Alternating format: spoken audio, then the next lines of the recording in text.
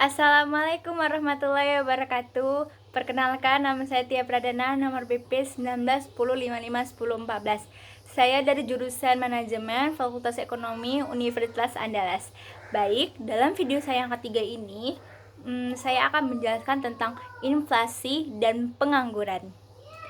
Oke, inflasi adalah proses kenaikan harga-harga umum secara terus-menerus. Sedangkan kebalikannya dari inflasi adalah deflasi, yaitu penurunan harga secara terus-menerus. Akibatnya beli daya masyarakat pun bertambah, tapi keekonomiannya juga bertambah, sehingga pada awal barang-barang menjadi langka.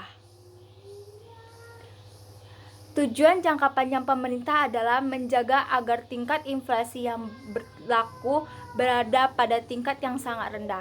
Tingkat inflasi 0% bukanlah tujuan utama kebijakan pemerintah karena ia adalah sukar untuk dicapai. Yang paling penting yang diusahakan adalah menjaga agar tingkat inflasi tetap rendah. Jenis-jenis inflasi ada 3, yaitu inflasi rendah, inflasi menengah, dan inflasi sangat tinggi. Sedangkan berdasarkan sebabnya, sebabnya ada 2, demandful inflation dan cost push inflation. Berdasarkan dampak inflasi juga memiliki dampak negatif dan positif. Kalau negatif, bila harga secara umum naik terus-menerus, maka masyarakat akan panik sehingga perekonomian tidak berjalan dengan normal. Sedangkan akibat dari kepanikan tersebut, maka masyarakat cenderung untuk menarik tabungan guna membeli dan menumpuk barang, berdampak pada tutup atau bangkrut. Distribusi barang relatif tidak adil, tidak merata atau tidak seimbang. Bila inflasi berkepanjangan, produsen banyak yang bangkrut.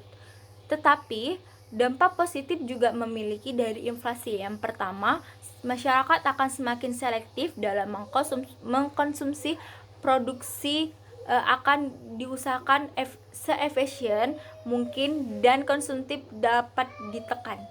Inflasi yang berkepanjangan dapat menumbuhkan industri kecil dalam negeri menjadi semakin terpercaya dan sungguh. Tingkat pengangguran cenderung akan menurun karena masyarakat akan bergerak untuk melakukan kegiatan produksi dengan cara mendirikan atau membuka usaha. Pengangguran adalah orang yang menganggur, mereka yang tidak mempunyai pekerjaan, dan mereka yang aktif untuk mencari pekerjaan guna untuk memenuhi kebutuhan pokok kehidupan sehari-hari. Jenis-jenis pengangguran ada 4, pengangguran friksional, pengangguran konjuktural, pengangguran struktural, dan pengangguran musiman. Kalian bisa cek apa-apa aja sih pengangguran tersebut. Berdasarkan cirinya, pengangguran tuh terbuka, pengangguran tersembunyi, pengangguran bermusim, dan setengahnya menganggur. Akibat pengangguran bagi perekonomian Indonesia adalah penurunan pendapatan berkapita, penurunan pendapatan pemerintah yang berasal dari pajak, meningkatnya biaya sosial yang harus dikeluarkan pemerintah. Ada pula bagi masyarakat menjadi beban psikolog dan psikis, dapat menghilangkan keterampilan karena tidak pernah dipakai untuk bekerja, menimbulkan ketidakstabilan sosial dan politik. Hubungan antara inflasi dan pengangguran. Dalam kondisi tingkat inflasi yang relatif tinggi, maka secara teoritis para pengangguran akan banyak memperoleh pekerjaan. Bukan saja karena banyak masyarakat membutuhkan tenaganya, tetapi juga para produsen seharusnya akan mencantumkan kenaikan harga, memanfaatkan guna untuk mempertahankan hidup masyarakat yang memiliki ekonomi yang rendah.